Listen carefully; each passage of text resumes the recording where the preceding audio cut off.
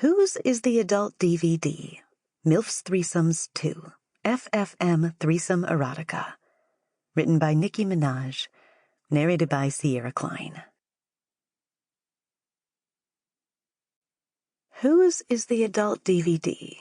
Milf's Threesomes 2. FFM Threesome Erotica.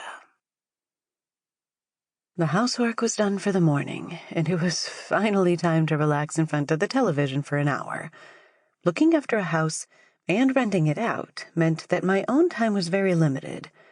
My younger housemates, Paul and Sophie, were both at home from work, and it was kind of nice to have a busy house for once. I rented a spare room to each of them, and it had really helped with the bills. But Paul was 20 and Sophie was 19, so they weren't exactly model tenants. I dropped into the plush sofa and flicked on the television, idly cycling through the channels to see what trash I could consume. I always liked the house renovation programs, and thankfully there was always one on somewhere. It wasn't long before I was watching some burly construction workers help a rich couple to achieve their dream.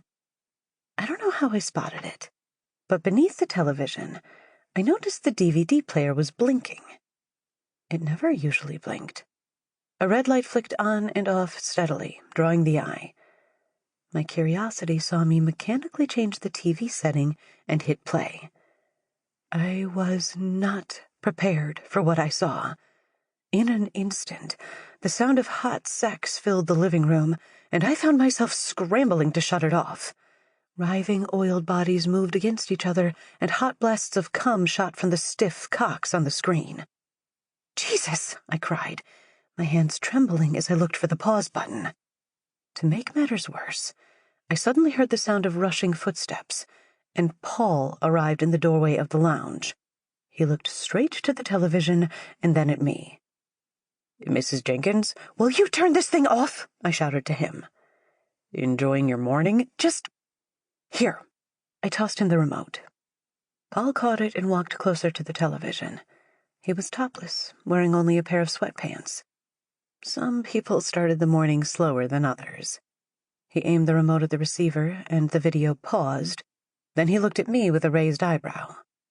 "Well, it's not mine," I cried. "Got something to tell me?" Paul let out a chuckle. "Don't look at me."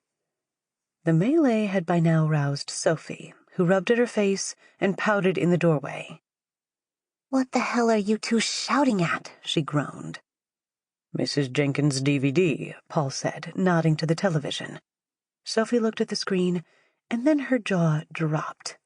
She smirked in my direction. "Mrs. Jenkins, I never had you pegged. Will you guys quit it? This isn't mine, so it must be one of yours. I want to know whose it is." Sophie was studying the television.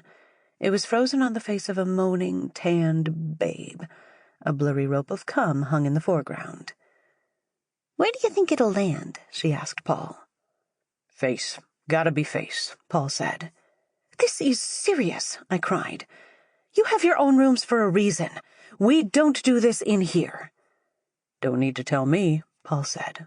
"You're the one watching the porno movie." I pursed my lips and felt a bubble of frustration. "So it's Sophie's?" I asked, staring at her. "I wish."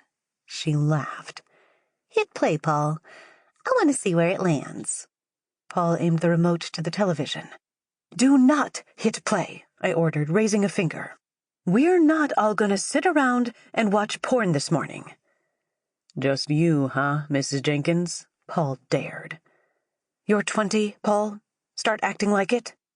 He raised an eyebrow and shook his head. Then he looked to Sophie. "Fess up," he said. She did a double take at Paul and then the television. "You think that's mine?" "I know it's not mine," he said. I looked between the both of them with narrowed eyes. One of them was lying. Without a word, Paul pressed play. The cum that had hung in stasis crashed down on that moaning slut's face as I let out a gasp. "I knew it," Paul cried. "You knew it because it's yours," Sophie added. The porn played in the background. It must have been some kind of compilation video, but Sample complete. Ready to continue?